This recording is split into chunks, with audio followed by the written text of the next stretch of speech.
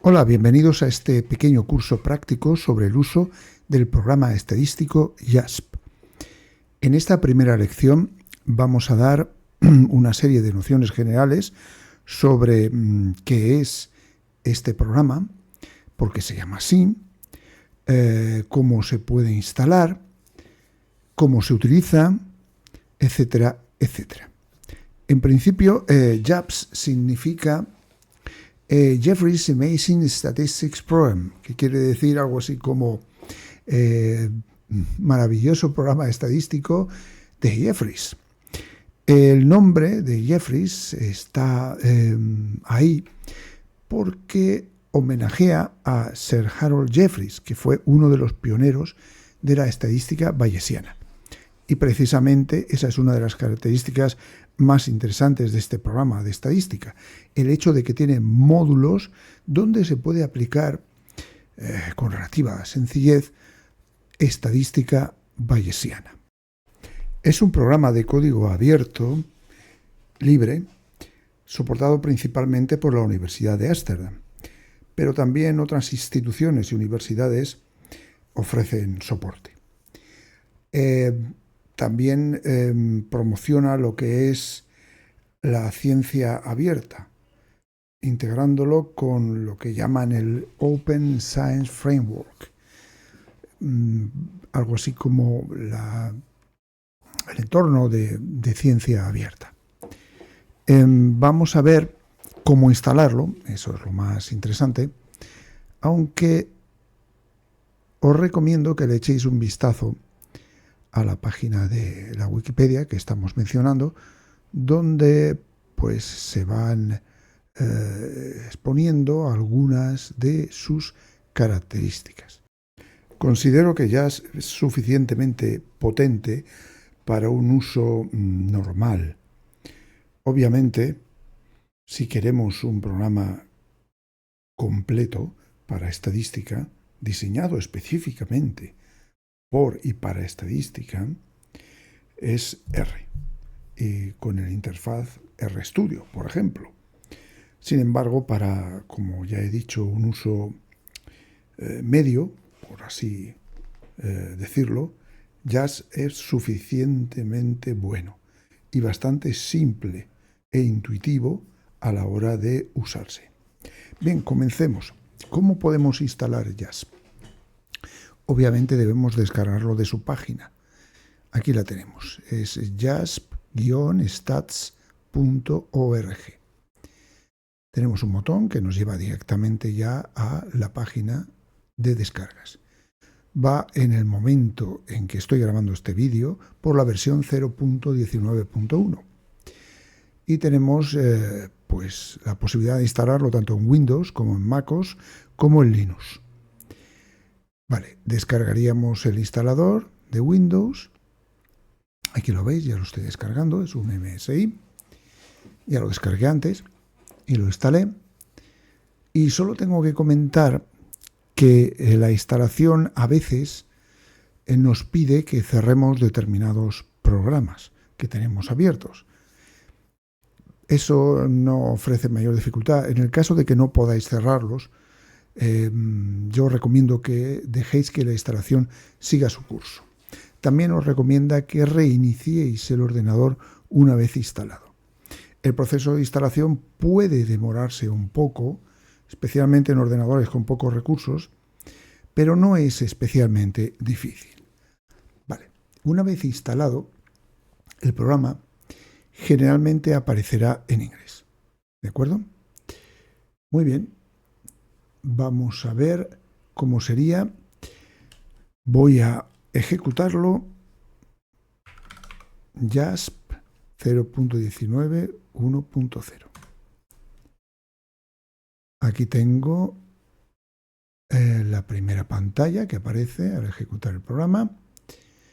Y lo que tenéis que fijaros es que aquí solamente están marcados estos dos símbolos, estos dos iconos, o estos dos elementos del menú.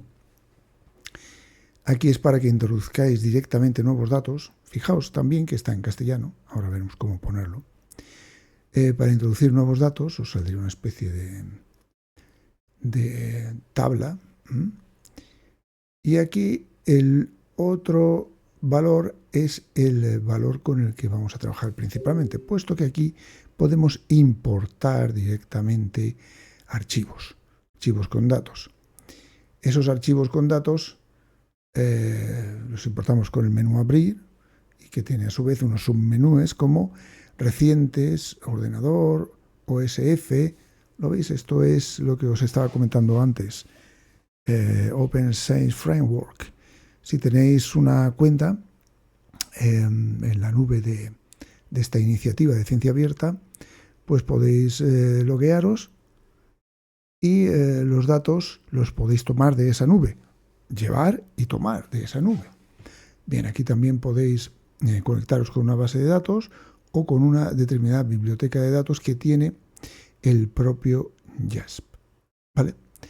Muy bien, vamos un poco al menú principal para mostraros cómo sería la personalización a la hora de los idiomas. Eso estaría en preferencias. Preferencias, interfaz. Tipos de letra, esquemas de colores, y aquí lo tenéis. Idioma preferido. Español de España, inglés, alemán, etcétera, etcétera. Tiene bastantes idiomas, incluso algunos que no sé qué idiomas son. Algunos completos y otros incompletos, como veis aquí. Bien, vamos a dejarlo en español. Como digo, lo dejamos en español y vamos a ver cómo podríamos abrir un archivo. He de señalar que los archivos, para poder ser importados, han de tener formato separado por comas. Es decir, han de ser archivos con la extensión CSV. Eso es una cierta limitación que tiene este programa. Pero quizás, pienso, no estoy seguro 100%, que es debido a que el formato CSV es como el más admitido y también abierto. En el sentido de que no es un formato propietario como el formato de Excel o de otros programas similares. Vale, vamos a abrir usando el menú principal, submenú abrir. Aquí tengo archivos recientes que se mostrarían los últimos que he estado usando, o bien en ordenador, pues podría darle a buscar, me llevaría quizás, generalmente me lleva a lo último que he abierto. Desde aquí, con este navegador de archivos, podría ir donde yo quisiera, dentro de los archivos del ordenador, pero en principio no voy a usarlo directamente. Voy a coger uno de los archivos que ya tengo recientes para ahorrar tiempo. Por ejemplo, pues voy a coger este, s1.csv. Aquí tengo el archivo. Son datos en 3 columnas. Lo primero que me he de fijar es en el iconito que hay al lado del nombre de la columna. Cuando aparece una regla, como es este caso, Max Bell Ang, ahora comentaremos esto, los datos son de tipo cuantitativo, es decir, son numéricos. Cuando aparece este otro icono, como si fueran diagramas de Venn, pues son categóricos. Lo mismo ocurre con este otro dato, ¿no? Sujeto y modelo serían categóricos. Vale, podría editar los datos, es decir, podría cambiar la naturaleza y el valor de cada uno de estos datos. Eso lo podría hacer pulsando así aquí, haciendo clic en editar los datos. Cambiamos al modo de edición y si, por ejemplo, le diera un doble clic a sujeto, al nombre de la columna, aparecería aquí nombre sujeto, denominación larga, ¿vale? Tipo de la columna nominal, es decir, es un nombre, un dato que llamamos categórico. Ya comentaremos eso cuando ampliemos conceptos estadísticos. Si quisiera volver al principio, bastaría con hacer clic en este icono rojo y de cerrar la ventana de las variables. Le doy, desaparece y volvemos a el momento en el que se nos presentaban los datos directamente, ¿vale? Lo que ocurre es que todavía estamos en el submenú de lo que es la edición de los datos, porque como veis todavía me aparecen las palabras y los iconos sincronización del menú. Sincronización, redimensionar, insertar, eliminar. Esto de la sincronización tiene que ver con las bases de datos y demás. Redimensionar datos, insertar, todo eso lo comentaremos, aunque es bastante sencillo. En principio, si quiero volver a lo que es el inicio, le doy a analizar y ya tengo aquí las tres columnas y otra serie de elementos de menú que iremos viendo paso a paso. En principio, vamos a comenzar con la parte de la estadística descriptiva. Y para ello, pues vamos a usar este menú, descriptivos, y vamos a darle a estadísticos descriptivos. Vale, aquí nos aparecen dos espacios. En un lado, el izquierdo, están los nombres de las columnas, que son las variables que estoy considerando. Y a la derecha nos aparece un espacio vacío con la palabra variables arriba. Eso significa que, como hay varias, tengo que seleccionar alguna. Entonces, en la ventana de la izquierda, selecciono, por ejemplo, la numérica, max vel ang, que querría decir máxima velocidad angular. Aunque no he puesto unidades, se supone que son radianes segundo. Eso es importante siempre, que consideremos las unidades. Lo recalco ahora y lo recalcaré siempre. Y con esta flechita lo pasamos a la parte de las variables. Automáticamente se actualiza la ventana de resultados, donde tenemos ya una serie de estadísticos descriptivos. Válidos 40, ausentes 0, la media 7, como veis, esto pasará constantemente al hablar de decimales, usaremos el punto en lugar de la coma, puesto que todos estos programas están pensados desde un punto de vista anglosajón, por así decirlo. Y ese tipo de notación va a ser una fuente de confusión en ocasiones, pero que debemos tener siempre presente, ¿vale? Es decir, esto sería 7,352, en la desviación típica 0,986, el mínimo y el máximo. Bien, aquí tenemos una serie de estadísticos descriptivos. Algunos son de tipo central y otros son de dispersión. ¿Vale? Vamos a ir comentándolos en su momento, pero ahora lo que me interesa es, por ejemplo, que veáis algunas opciones extras como esta de separar. ¿Qué querría decir?